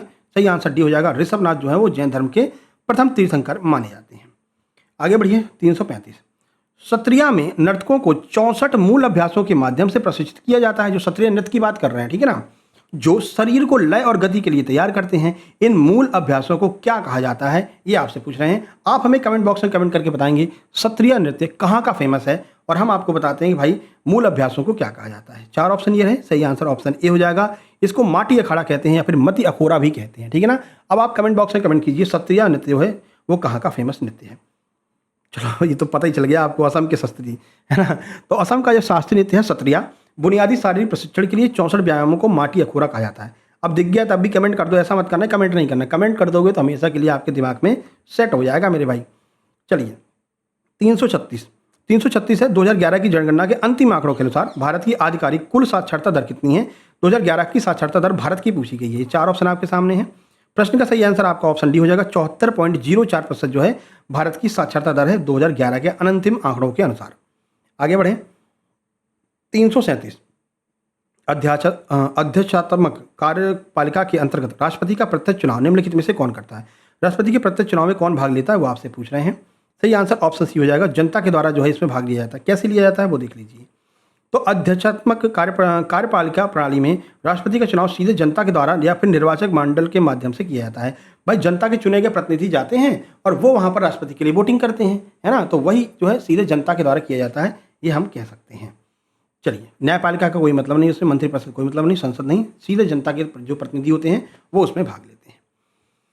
338 देखिए, निम्नलिखित में से कौन सा एक ऐसे साधारणता संकेतक का उदाहरण है जो प्राकृतिक पूंजी पर पड़ने वाली मांग को मापता है? प्राकृतिक पूंजी पर जो मांग होती है उसको मापने का काम कौन करता है? ये 4 ऑप्शन आपके सामने। प्रश्न का सही आंसर ऑप्शन डी हो जाएगा, पारिस्थितिकी पद चिन्ह जो है इकोलॉजिकल फुटप्रिंट जो है वो इसको मापने का कार्य करते हैं। तो इकोलॉजिकल फुटप्रिंट यह मापता है कि मनुष्य प्रकृति से कितने संसाधनों का उपयोग कर रहा है ना। प्राकृतिक संसाधनों का उपयोग कर रहे हैं। प्राकृतिक संसाधन क्या होते हैं? प्रकृति के द्वारा हमको दिए गए, जैसे सौर ऊर्जा हो गया, है ना, खनिज पदार्थ हो गया, पेट्रोल डीजल हो गया, तो ये सब यहाँ पर बात की गई है। वर्ष 1939 में केंद्रीय रिजर्व पुलिस बल सीआरपीएफ की स्थापना मध्य प्रदेश के निम्नलिखित में से किस स्थान पर की गई थी? सीआरपीएफ की स्थापना, ये 4 ऑप्शन आपके सामने हैं। प्रश्न का सही आंसर हो जाएगा ऑप्शन नंबर बी, यानी कि नीमच में जो है सीआरपीएफ की स्थापना की गई थी। पूरा सॉल्यूशन यहाँ पर आप देख लीजिए। तो सीआरपीएफ की स्थापना 27 जुलाई 1939 को क्राउन रिप्रेजेंटेटिव पुलिस के रूप में मध्य प्रदेश के नीमच में की गई थी। अगला देखिए 340, कौन सा लोकताल वाद्य यंत्र छोटी छोटी धातु की झांझ से बना होता है और आमतौर पर भक्ति संगीत में उपयोग में लाया जाता है? बताइए कौन है? 4 ऑप्शन ये रहे आपके सामने। सही आंसर हो जाएगा ऑप्शन नंबर डी, ये हम बात कर रहे हैं मजीरा की। मजीरा तो आप लोग जानते हैं, पीतल या फिर कांसे का ये बना रहता है। 341 देखिए, बहमनी राज्य जो दक्कन की पहली स्वतंत्र मुस्लिम सल्तनत थी और जिसकी स्थापना 1347 में हुई थी, कह रहे हैं कौन से स्थान पर यह स्थापित किया गया था? ये आपसे पूछ रहे हैं। कह रहे हैं किसने स्थापित किया था? अच्छा, कुल मिलाकर आपसे पूछ रहे हैं बहमनी साम्राज्य की स्थापना किसने की थी? बताइए। ये रहे 4 ऑप्शन आपके सामने। प्रश्न का सही आंसर हो जाएगा option number C, Hasan Gangu के द्वारा इसकी स्थापना की गई थी। ठीक है भाई, तो प्राचीन इतिहास की बढ़िया से पीडीएफ डली हुई है, चित्र वित्र सब कुछ दिए गए हैं, आराम से आप डाउनलोड कर लेना और बढ़िया से पढ़ लेना। रक्षक बैच में 1347 में इसकी स्थापना हसन गंगू ने की थी। 342 देखिए, कह रहे हैं कौन सा कथन साक्ष्य के औपचारिक और अनौपचारिक स्रोतों के बीच में अंतर को सबसे अच्छी तरह से समझाता है? कौन समझाता है भैया? ये रहे 4 ऑप्शन आपके सामने। कौन समझाएगा? वीडियो पॉज करके पढ़ लीजिए, है ना भाई। औपचारिक अनौपचारिक क्या होता है बताया था ना अभी आपको भाई। औपचारिक होता है जिसमें फॉर्मेलिटीज देनी पड़ती है, कागज वागज देने पड़ते हैं। अनौपचारिक होता है जिसमें कागज वागज की जरूरत नहीं पड़ती है। चलिए देख लेते हैं। सही आंसर आपका ऑप्शन ए हो जाएगा, औपचारिक स्रोतों की निगरानी की जाती है। भाई बैंक अगर आपको उधार देगा तो भाई निगरानी करेगा कि तुम सही से काम कर रहे हो कि नहीं कर रहे हो। आते नहीं है भाई, तुमने दुकान खोलने के लिए लोन लिया तो वो आएंगे चेक करने तुमने दुकान खोली कि नहीं खोली, कि तुम पता चला उड़ा दिए तुमने पैसे, ऐस कर लिया ना, तो वो होता है, निगरानी करते हैं। जबकि अनौपचारिक स्रोतों की सामान्यतः निगरानी नहीं होती। भाई सेठ साहूकार ने तुमको पैसा दे दिया, फिर उससे मतलब नहीं, तुम उस पैसे का क्या कर रहे हो, टाइम पर उसको लौटा देना, बस ये उसका मतलब होता है। कोई निगरानी नहीं होती। ये बेसिक डिफरेंस होता है औपचारिक और अनौपचारिक में। आप एक बार समझ लीजिए अनौपचारिक औपचारिक होता क्या है, तो फिर तो आप चाहे जहाँ से आंसर लगा सकते हैं ना। तो मेन काम हमारा यही है, रिसेंट जो क्वेश्चन आए हैं उनको आपके दिमाग में फिट करना है, समझाना है अच्छे से, ठीक है, जिससे बेसिक क्लियर हो जाए। ट्रिक वाला काम अपना नहीं है भाई। बहुत सारे लोग ट्रिक सिखाते हैं भाई, ट्रिक जब वहाँ पर प्रेशर पड़ता है ना दिमाग पे तो ट्रिकें हवा हो जाती हैं, फिर ट्रिक ध्यान नहीं आती। ठीक है ना, जो लोग ट्रिक पर बहुत ज़्यादा काम करते हैं उन पर हम विश्वास नहीं करते भाई, है ना। तो ट्रिक के भरोसे जब रहते हैं ना, जो लोग केवल ट्रिक सीख के जाते हैं, मैथ की ट्रिक सीख लीजिए, जब वहाँ जाओगे ना इतनी ट्रिकें तुम्हारे दिमाग में रहती हैं कि जब प्रेशर पड़ता है माइनस मार्किंग का और एग्जाम का, तो फिर वही बेसिक काम आता है। हाँ क्वेश्चन सॉल्व हो जाए कैसे भी हो जाए, टाइम तो काफ़ी रहता है, क्वेश्चन नहीं सॉल्व होता, तो ट्रिक वाले वहीं पर मात खा जाते हैं। तो ज़्यादा ट्रिक के भरोसे मत रहना। हम जब मैथ के क्वेश्चन कराएंगे तो भाई बहुत ज़्यादा ट्रिक नहीं लगाएंगे, ठीक है ना, पहले बेसिक क्लियर कराएंगे, बेसिक करो ट्रिक भी बताएंगे, ठीक है ना। तो मान लो अगर ट्रिक तुम्हें याद नहीं आ रही तो बेसिक से निकाल लो, है ना। केवल ट्रिक के भरोसे रहोगे तो काम नहीं होने वाला, ठीक है भाई। चलो, पेरिनी नाट्यम के उद्यम राज्य की पहचान करें। यह पारंपरिक योद्धा नृत्य है, यानी ये एक प्रकार का योद्धा नृत्य है। पेरिनी नाट्यम ये कहाँ पर होता है ये आपसे पूछ रहे हैं। सही आंसर आपका ऑप्शन बी, तेलंगाना में होता है। पेरिनी शिवतांडम तेलंगाना का एक प्राचीन योद्धा नृत्य है जो काकतीय राजवंश के दौरान किया जाता था। 344 देखिए, 344 में कह रहे हैं कि शांति बिल 2025 के संदर्भ में शांति का सही पूर्ण रूप क्या है? फुल फॉर्म आपसे पूछा जा रहा है शांति का, ठीक है। देख लीजिए, चारों ऑप्शन पढ़ लिए, है ना। चलो आंसर देखते हैं, सी हो जाएगा, sustainable harnessing and advancement of nuclear energy for transforming India. Sustainable शब्द जहाँ पर लग जाए समझ लीजिए भविष्य की पीढ़ी को ध्यान में रखते हुए हमको जो है अपने न्यूक्लियर वाला काम करना है, ये इसमें बताया गया है। ये शांति की फुल फॉर्म हो जाएगी, ठीक है भाई। चलिए 345 देखिए, कह रहे हैं गल्फ स्ट्रीम एक गर्म महासागरीय धारा है जो मुख्य रूप से किस महाद्वीप की जलवायु को प्रभावित करती है? बताइए, गल्फ स्ट्रीम कहाँ पर जो है पाई जाती है वो आपसे पूछ रहे हैं। 4 ऑप्शन ये रहे, सही आंसर आपका हो जाएगा गल्फ स्ट्रीम जो है वो यूरोप की धारा है, ठीक है। और गर्म जलधारा ये आप ध्यान रखना, ये कई बार पूछ लेते हैं, यूरोप की जलधारा है, गर्म जलधारा है। 346 पांडव जलप्रपात मध्य प्रदेश के निम्नलिखित में से किस जिले में स्थित है? बताइए, पांडव कहाँ पर है? कटनी, ग्वालियर, इंदौर या फिर पन्ना? सही आंसर हो जाएगा ऑप्शन नंबर डी, पासे पांडव पासे पन्ना। देखिए, तो पांडव जलप्रपात मध्य प्रदेश के पन्ना जिले में केन नदी की एक सहायक नदी पर स्थित, ध्यान रखना है ना। तो पांडव जलप्रपात केन नदी की सहायक नदी पर स्थित है, पन्ना जिले में है। 347 देखिए क्या कह रहे हैं 347 में, पेंच कान्हा बांधवगढ़ और पन्ना टाइगर रिजर्व को जोड़ने के लिए डिजाइन की गई भारत के पहले टाइगर टूरिज्म कॉरिडोर की कुल लंबाई और अनुमानित निवेश क्या है? यानी कितना पैसा हम दे रहे हैं और कितनी लंबाई है, ये आपसे पूछ रहे हैं। 4 टाइगर रिजर्व को हम क्या कर रहे हैं? कोरिलेट कर रहे हैं, एक दूसरे से जोड़ रहे हैं। ये 4 ऑप्शन है, सही आंसर आपका बी हो जाएगा। 750 किलोमीटर और इतनी दूरी है और 6000 करोड़ रुपए का खर्चा भी आने वाला है। पूरा सॉल्यूशन आप यहाँ पर देख सकते हैं। 348 देखिए, बौद्ध वास्तुकला के 3 प्रमुख तत्वों में से एक विहार मुख्य रूप से किस उद्देश्य के लिए प्रयुक्त होता है? बताइए, जो विहार है ना उस विहार का यूज क्यों किया जाता है ये आपसे पूछ रहे हैं, बौद्ध से संबंधित है। बताइए, ये इनका मठ होता है, अवशेषों की अंतिम जो है संबंधित संरचना होती है, अभिलेखों का स्तंभ होता है, भक्तों का पूजा स्थल होता है। भाई बिहार क्या होता है? ऑप्शन ए भिक्षुओं के लिए रहने का जो स्थान होता है, जो मठ होता है ना, उसको बिहार कहते हैं, ठीक है ना। यहाँ पर मुख्य रूप से बौद्ध भिक्षु ठहरते हैं और निवास करते हैं। 349, हाफ सेंचुरी होने वाली है, जुकाम भी होने वाला है। निम्नलिखित में से भारत की तृतीय पंचवर्षीय योजना की समय अवधि क्या थी? तीसरी पंचवर्षीय योजना कब से कब तक चली थी? ये 4 ऑप्शन है। प्रश्न का सही आंसर आपका बी हो जाएगा, यानी 1961 से 1966 तक चली थी। सबसे फ्लॉप योजना इसको ही माना जाता है। ऐसा क्यों? क्योंकि 1962 में भारत चीन युद्ध हो गया था, फिर सूखा पड़ गया था, फिर भारत पाकिस्तान का भी युद्ध इसमें होने के आसार बन गए थे, है ना। तो इस वजह से ये जो योजना है वो पूरी तरह नहीं कह सकते, लेकिन आंशिक रूप से फ्लॉप रही थी। पहली पंचवर्षीय योजना में हमने कृषि पर फोकस किया, पहले पेट भरे तब कुछ करेंगे। दूसरी पंचवर्षीय योजना में हमने उद्योगों पर ध्यान दिया कि अब हम लोहे के उद्योग बनाएंगे, जो हल वगैरह हैं, जो ट्रैक्टर वगैरह ये बनाएंगे। तीसरी पंचवर्षीय योजना में हमने ये फोकस किया था कि कृषि भी चलेगी और उद्योग भी चलेगा, दोनों पर फोकस किया हमने। लेकिन उस टाइम पर क्या हुआ, अकाल पड़ गया, युद्ध हो गया, तो फिर वो सही तरह से जो है नहीं हो पाई थी, लागू नहीं हो पाई थी, मतलब उतनी इम्पैक्ट नहीं डाल पाई थी। 350, पृथ्वी अवलोकन और सुदूर संवेदन के लिए भारतीय उपग्रहों की कौन सी श्रृंखला का उपयोग किया जाता है? बताइए। तो पृथ्वी अवलोकन के लिए कौन सा उपग्रह रहता है भाई? सही आंसर आपका ऑप्शन ए हो जाएगा, IRS का यूज करते हैं, भारतीय सुदूर संवेदन उपग्रह, इंडियन रिमोट सेंसिंग सैटेलाइट इसका फुल फॉर्म हो जाएगा। ये सॉल्यूशन दे रखा है। 351 देखिए, मध्य प्रदेश में गांधी सागर बांध निम्नलिखित में से किस नदी पर बना हुआ है? भैया बताओ, गांधी सागर कहाँ बना है? ये रहे 4 ऑप्शन। सही आंसर आपका हो जाएगा, गांधी सागर जो चंबल नदी पर बना हुआ है, ठीक है ना। झाड़ीदहा जलप्रपात भी चंबल नदी पर है, ये भी आपको ध्यान रखना है। तो गांधी सागर बांध मध्य प्रदेश के मंदसौर और नीमच जिलों में चंबल नदी पर बना हुआ है। 352, कौन सा अनुच्छेद राज्य को ग्राम पंचायतों का गठन करने और ग्रामीण क्षेत्रों में स्थानीय स्वशासन को बढ़ावा देने की बात करता है? तो ग्राम पंचायतों के गठन की बात कहां पर की गई है? अनुच्छेद 40 में की गई है, और ये गांधीवादी अनुच्छेद माना जाता है, ये भी आपको ध्यान रखना है। 353 देखिए, 10 जून सेकंड शिफ्ट के प्रश्न है ये, अभी तक फर्स्ट के हो रहे थे, अब सेकंड शिफ्ट के प्रश्न है, ठीक है। 10 जून MP जेल प्रहरी और वन रक्षक 2026। नर्मदा नदी पर अभी पिछले महीने तो हुआ है भाई, जुलाई चल रही है ना, तो पिछले महीने हुआ है ये एग्जाम, तो इतने लेटेस्ट और कौन करा देगा भाई, है ना। तो अपना काम यही है, लेटेस्ट एकदम लेटेस्ट कराए। अभी 10 दिन पहले के क्वेश्चन भी इसके बाद करवाएंगे, ठीक है भाई। चलिए, नर्मदा नदी पर बड़े बांधों के संबंध में नर्मदा बचाओ आंदोलन द्वारा उठाया गया मुख्य मुद्दा निम्नलिखित में से क्या था? बताइए क्या मुद्दा था भैया? ये रहे 4 ऑप्शन। क्यों ये नर्मदा बचाओ आंदोलन चला था? सही आंसर ऑप्शन ए, विस्थापित लोगों का अपर्याप्त पुनर्वास और पुनर्स्थापन के लिए जो है ये आंदोलन चलाया गया था, ठीक है। मेघा पाटकर इससे संबंधित है, ध्यान रखना। 354, सू डॉग के लेखक की पहचान करें, जो एक स्पोर्ट्स वियर ब्रांड की स्थापना का स्मरण है, यानी सू डॉग जो है वो किसके द्वारा लिखा गया है, ये आपसे पूछ रहे हैं। 4 ऑप्शन ये रहे आपके सामने, सही आंसर हो जाएगा option number D, Phil Knight के द्वारा जो है सू डॉग लिखा गया था। देखिए ये एक प्रकार का क्या है, देखिए आत्मकथा है ये सू डॉग, ठीक है ना। तो इसको जो मशहूर स्पोर्ट ब्रांड है नाइकी, इसके सह संस्थापक फिल नाइट के द्वारा लिखा गया था, ठीक है। आजकल नाइकी के जूता पहनते हो ना, तो वही है ये, ठीक है। अब ये अलग बात है कि नाइकी का साइन लगा रहता है, होता वो किसका है, गोल्ड स्टार का होता है, ठीक है ना।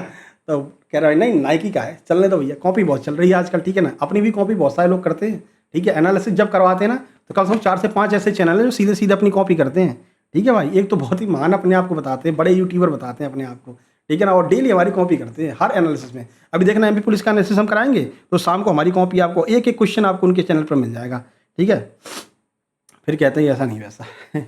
अब इसकी भी कॉपी करना शुरू कर दें कुछ दिन बाद, देखना ये जो हमने सीरीज चालू कर रखी 2500 की, इसकी भी कॉपी करेंगे। चलिए, और यही क्वेश्चन आपको मिलेंगे। भारतीय स्वतंत्रता आंदोलन के प्रमुख नेता बाल गंगाधर तिलक को निम्नलिखित में से कौन सी लोकप्रिय उपाधि दी गई थी भैया बताओ? तो बाल गंगाधर तिलक को क्या कहते हैं? लोकमान्य की लोकप्रिय उपाधि दी गई थी, बी ऑप्शन सही हो जाएगा। तो ये भारतीय जनता द्वारा लोकमान्य की उनको जो है उपाधि दी गई थी। चलिए, 356, जनवरी 2026 के अनुसार महाराष्ट्र की पहली महिला उप मुख्यमंत्री कौन बनी है? करंट अफेयर है भैया, जनवरी 2026 का। ये रहे 4 ऑप्शन आपके सामने। तो महाराष्ट्र की पहली महिला उप मुख्यमंत्री कौन बनी है? सुनेत्रा पवार बनी है, क्योंकि जो उप मुख्यमंत्री थे उनकी एक विमान दुर्घटना में मृत्यु हो गई थी, ठीक है ना। जनवरी 2026 में महाराष्ट्र की पहली महिला उप मुख्यमंत्री बनी है, उनकी ये पत्नी है, ठीक है। देखिए, भारत का थार मरुस्थल निम्नलिखित में से किस राज्य के बड़े भाग में फैला हुआ है? राजस्थान, गुजरात, पंजाब, हरियाणा। कहाँ पर फैला हुआ है भाई थार मरुस्थल?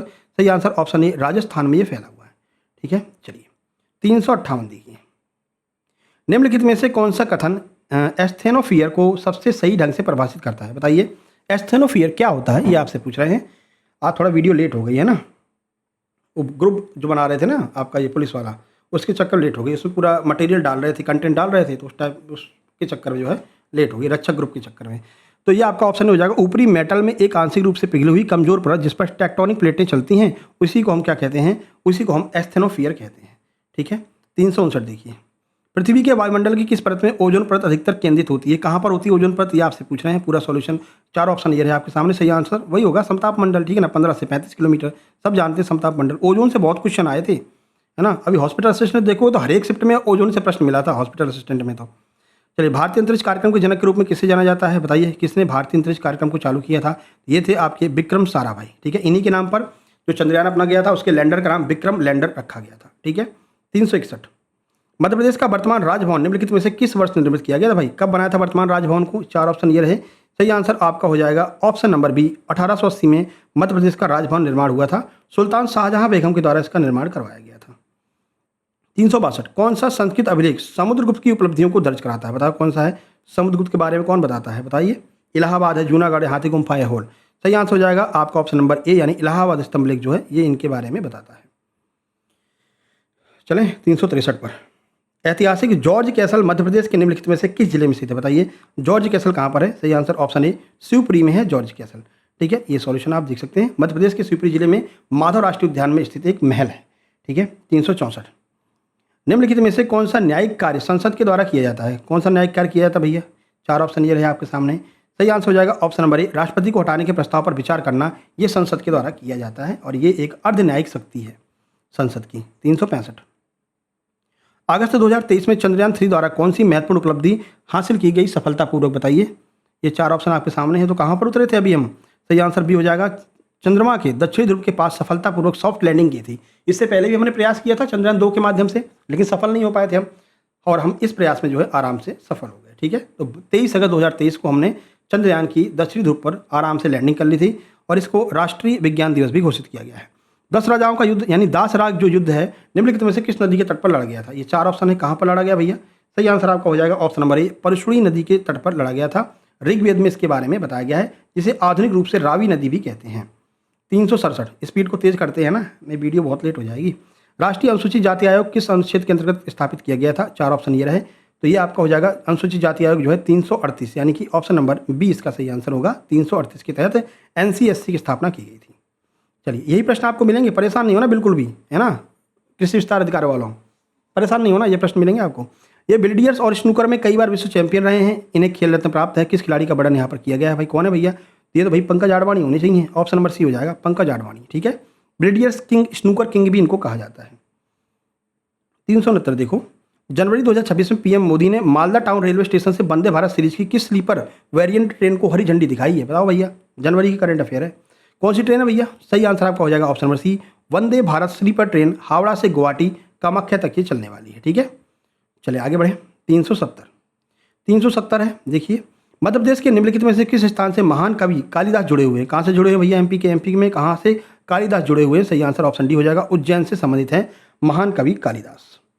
371, मई 2026 में, रिसेंट पूछ रखा है, 2 महीने पहले की करंट पूछ ली भाई। जून में एग्जाम हो रहा है, मई की करंट पूछ रहे हैं, समझ लो भैया। 1 महीने पहले ही करंट अफेयर पूछ रहे हैं ये लोग, खतरनाक होते जा रहे हैं, बैंकिंग वाली करंट पूछ रहे हैं ये तो, है ना। तो मई 2026 में राजस्थान के पहले सेमीकंडक्टर क्लस्टर का उद्घाटन किस स्थान पर किया गया? बताइए। ये 4 ऑप्शन आपके सामने हैं। सही आंसर ऑप्शन भी हो जाएगा, भिवाड़ी में किया गया था। मई की पूछ ली, 10 जून को एग्जाम है और मई का करंट अफेयर पूछ रहे हैं भैया, है ना। 15 दिन पहले ही करंट अफेयर पूछ रहे हैं, इतने हाईटेक हो गए एपटेक वाले, ठीक है। इसीलिए आपको 1 साल की करंट अफेयर हमने दे रखी है। साथ ही साथ में जो सामान अर्हता ग्रुप है ना, उसमें करंट अफेयर की एक हमने लिंक लगा रखी है ना। इसके अलावा जो हमारा रक्षक बैच है, इसमें भी डेली करंट अफेयर की अभी हम जो है लिंक डाल देंगे। एक डेली करंट अफेयर का ग्रुप बना रखा है हमने, ठीक है।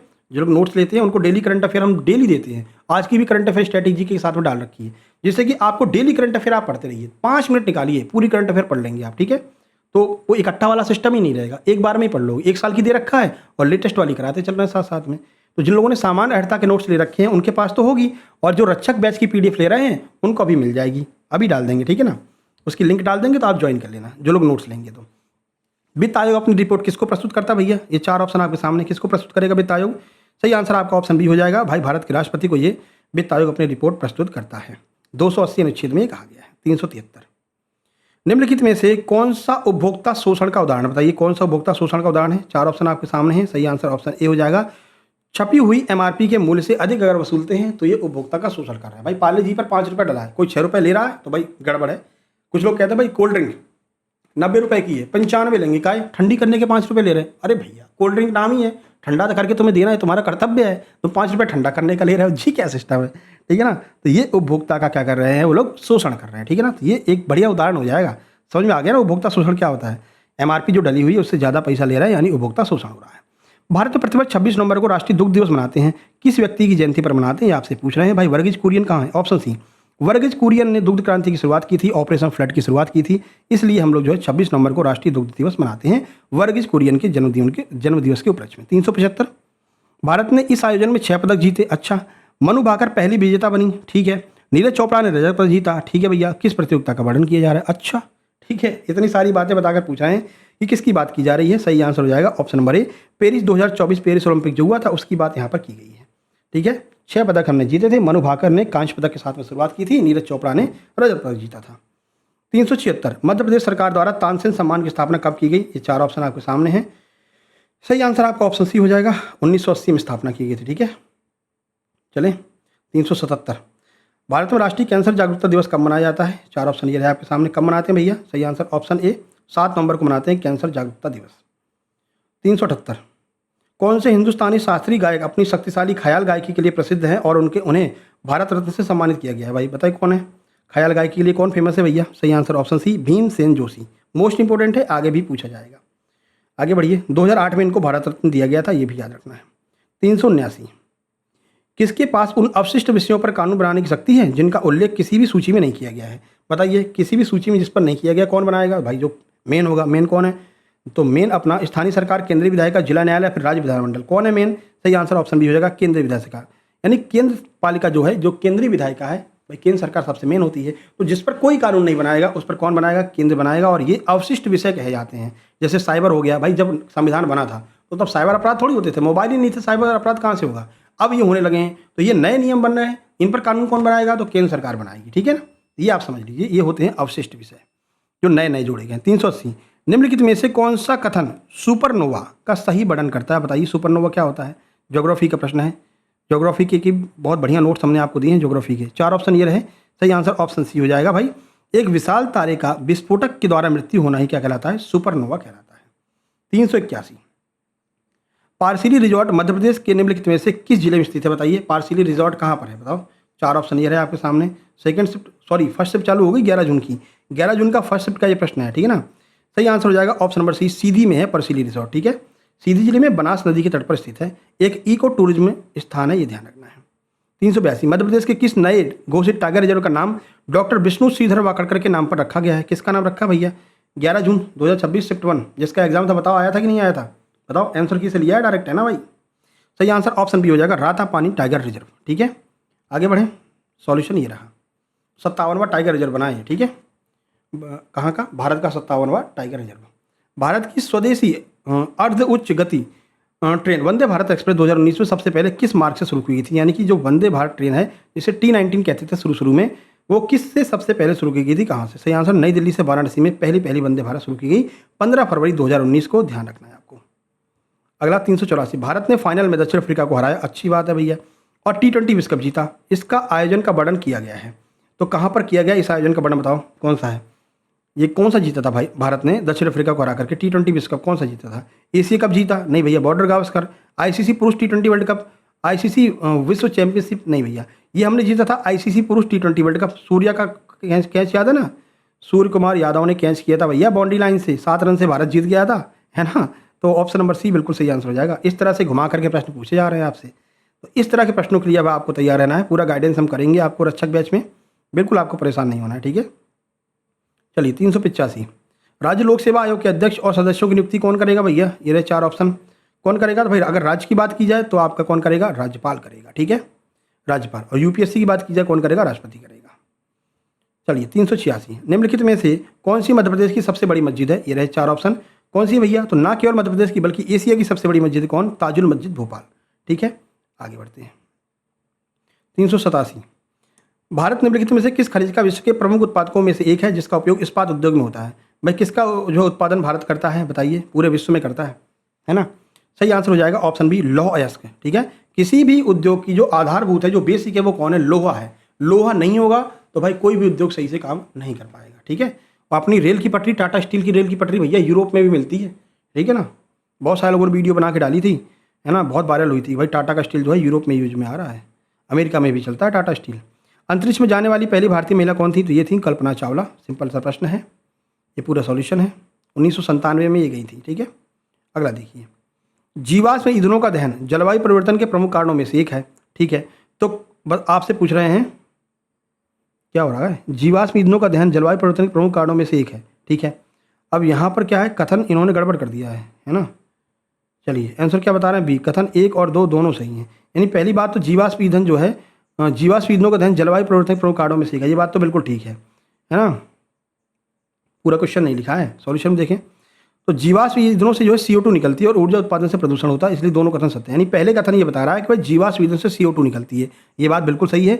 दूसरा कह रहा था कि भाई ऊर्जा उत्पादन से प्रदूषण होता है, ये बात भी बिल्कुल सही है। भाई हम कोयला को जलाएंगे तो ऊर्जा निकलेगी और कोयला जलने से प्रदूषण होगा, ये दोनों बातें बिल्कुल सही हैं। क्वेश्चन थोड़ा आधा लिख गया है, लेकिन यहाँ सॉल्यूशन में आप देख सकते हैं कि दूसरा कथन क्या था। 390, भारत शासन अधिनियम 1919 ने किस स्तर पर द्वैध शासन प्रणाली लागू की थी? बताइए 1919 के द्वारा कहाँ पर द्वैध शासन प्रणाली लागू की थी? केंद्र और प्रांत दोनों में, केवल केंद्र में, केवल प्रांत में, या बंगाल में? कहाँ पर? सही आंसर डी हो जाएगा, प्रांत में। केवल प्रांतीय सरकारों में द्वैध शासन प्रणाली अधिनियम 1919 के तहत लागू की गई थी। 391 देखिए, 1970 के दशक में भारत के हिमालयी क्षेत्रों में शुरू हुए चिपको आंदोलन का मुख्य उद्देश्य क्या था? फिर से चालू हो रहा भैया, है ना। तो जो आपका उत्तराखंड है, यहाँ पर क्या है, पेड़ों को काटा जा रहा था, अभी कुछ दिन पहले की बात है। यहाँ पर महिलाएं फिर से चिपक गई थी पेड़ों से और पेड़ों को बचा लिया उन लोगों ने, ठीक है ना। आपने वीडियो भी देखा होगा, ये भी हॉट टॉपिक है भाई, पूछ सकते हैं, है ना। तो ये किससे संबंधित है? कह रहे हैं वनों में बड़े पैमाने पर खनन को बढ़ावा देना, गलत बात है, बढ़ावा नहीं दे रहे हैं, कम करना है। लकड़ी निर्यात को बढ़ाना, ये भी गलत हो जाएगा। वन क्षेत्र पर अधिक बांध बनाना, ये भी गलत हो जाएगा। पेड़ों को काटे जाने से रोकने के लिए उन्हें गले लगाकर वनों की कटाई को रोकना, यही सही होगा। ऑप्शन डी हमारा सही आंसर है। चलिए, भारत में राष्ट्रीय स्तर पर प्रधानमंत्री के साथ सरकार निम्नलिखित में से कौन चलाता है? राष्ट्रीय स्तर पर कौन चलाएगा भाई? प्रधानमंत्री, और कौन चलाएगा? 4 ऑप्शन ये रहे, सही आंसर सी हो जाएगा। मंत्रिपरिषद और प्रधानमंत्री मिल करके चलाते हैं। अभी देख रहे हो कितना हंगामा हो रहा है, ठीक है ना। मोदी जी ने आकर के एक बात कह दी, भाई मित्रों, मेरे दोस्तों, बस बात दब गई, कोई दिक्कत नहीं है। मोदी जी आ तो गए, ठीक है, अनशन टूट तो गया, ठीक है, ये सिस्टम है। एक भी पेपर लीक हुआ ना, समझ लेना आपकी बार बड़ा गड़बड़ हो जाएगा। चलो, अनुच्छेद 51A का कौन सा खंड नागरिकों में वैज्ञानिक दृष्टिकोण और सुधार की भावना को विकसित करने से संबंधित है? बताइए कौन सा भाई? ये रहे 4 ऑप्शन, सही आंसर ऑप्शन डी हो जाएगा। अनुच्छेद 51A(H) बताता है कि वैज्ञानिक दृष्टिकोण होना चाहिए। 394, मध्य एशियाई आक्रमणकारी तैमूर ने 1398 ईस्वी में दिल्ली पर किस मुगल तुगलक शासक के टाइम पर आक्रमण किया था? तैमूर ने, बताओ कब किया था? 1 घंटे के अंदर खत्म कर लेंगे अपन 100 क्वेश्चन आज तो। चलिए, सही आंसर हो जाएगा option number A, Nasiruddin Mahmud Tughlaq के टाइम पर इन्होंने आक्रमण किया था। 1398 में आक्रमण किया था, ठीक है भाई। 2500 क्वेश्चन करने, थोड़ा स्पीड तेज रखनी है। 100 क्वेश्चन डेली करेंगे, 25 दिनों में निपटा लेंगे, ठीक है। मध्य प्रदेश के किस राष्ट्रीय उद्यान को मोगली लैंड के नाम से जाना जाता है? बताओ। ये रहे 4 ऑप्शन आपके सामने, सही आंसर आपका हो जाएगा ऑप्शन नंबर बी, पेंच राष्ट्रीय उद्यान को मोगली लैंड के नाम से जानते हैं। द जंगल बुक की प्रेरणा यहीं से मिली थी रुडयार्ड किपलिंग को। 396, प्रसिद्ध खजुराहो नृत्य महोत्सव प्रतिवर्ष मध्य प्रदेश के किस जिले में आयोजित किया जाता है? खजुराहो महोत्सव कहाँ पर होगा भैया? तो खजुराहो कहाँ पर है? छतरपुर में है। बाबा बागेश्वर धाम भी यहीं पर है, ठीक है ना। तो आपका ऑप्शन नंबर ए हो जाएगा, छतरपुर बिल्कुल सही आंसर है। मध्य प्रदेश के खजुराहो जिलों में हर साल आयोजित किया जाता है। 397, निम्नलिखित में से कौन मध्य प्रदेश के प्रथम मुख्यमंत्री थे? बताइए कौन थे?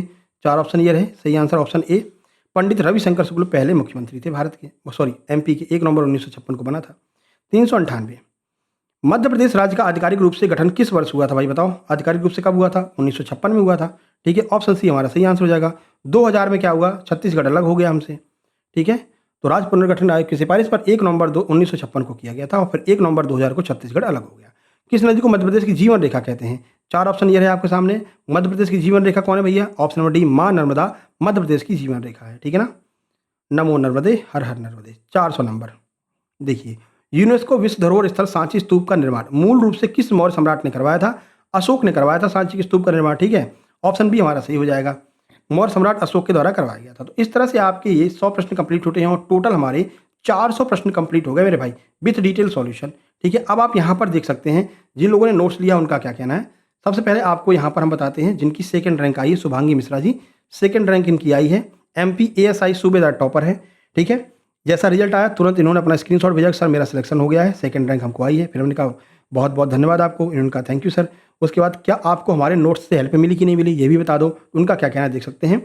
यस सर, आपके कांस्टेबल के लिए नोट्स लिए थे इन्होंने, फिर MP ASI और SI के लिए भी लिए थे। वो आपके नोट्स और कांस्टेबल की वीडियो से बहुत पेपर एनालिसिस से बहुत ज़्यादा हेल्प मिला था, उनसे बहुत हेल्प मिली। कांस्टेबल में भी सिलेक्शन हो गया है और एमपीएसआई में भी 13% में हूँ। एमपीएसआई में 13% में है, जब रिजल्ट आएगा तो एमपीएसआई भी बन सकती हैं। ठीक है, फिलहाल एमपीएसआई में सेकंड रैंक लेकर के आई हैं, तो एमपीएसआई ये ज्वाइन करने वाली हैं शुभांगी मिश्रा जी। ठीक है, उसके बाद में ये देख सकते हैं इन्होंने भी नोट्स लिया है, ये कृषि विस्तार अधिकारी के नोट्स लिए। फिर इनका क्या कहना देख सकते हैं, इन्होंने पहले नोट्स लिया, फिर लिंक पर क्लिक करके अंदर गए, फिर देखा नोट्स, फिर कह रहे हैं देखिए क्या गजब के नोट्स बनाए हो सर, ग्रेट सर, मज़ा आ गया। ठीक है ना, इसी तरह से आप भी कह रहे होंगे कि सर मज़ा आ गया पढ़ने में और नोट्स से भी मज़ा आ गया, सारी चीज़ें आपको मिल रही हैं। इस व्हाट्सअप नंबर पर आप मैसेज कर सकते हैं, बाकायदा गाइडेंस भी आपको दिया जाएगा कि इन तरह के क्वेश्चन को किस तरह से आपको डील करना है, कैसे आपको अच्छे नंबर लेकर के आना है। ये रक्षक बैच आपको दिखाई दे रहा है, इसी रक्षक बेंच पे जो है आप लोग ज्वाइन हो सकते हो एमपी पुलिस कांस्टेबल के लिए। ठीक है, ये देखिए ये रक्षक बैच है और ये आपका कृषि विस्तार अधिकारी बैच है, जिसमें भी आपको ज्वाइन होना है आप लोग ज्वाइन हो सकते हैं। ठीक है मेरे भाई, जिन लोगों ने सामान्य अर्हता परीक्षा के नोट्स ले रखे हैं वो लोग रक्षक बैच नहीं ज्वाइन करेंगे, क्योंकि रक्षक बैच में ज्वाइन होने की आवश्यकता नहीं है जिन लोगों ने सामान्य अर्हता के नोट्स ले रखे हैं। ठीक है मेरे भाई, चलिए तो ये आपको स्क्रीनशॉट दिख रहा है, इस पर आपको पेमेंट करना है 199 या फिर 189 और इस नंबर पर आपको सेंड करना है और अपने नोट्स प्राप्त कर लेने हैं और रक्षक बैच में जुड़ जाना है। ठीक है, चलिए मिलते हैं नेक्स्ट वीडियो में। इस वीडियो को शेयर कर देना, कमेंट बॉक्स में कमेंट कर देना। तब तक के लिए नमस्कार, धन्यवाद।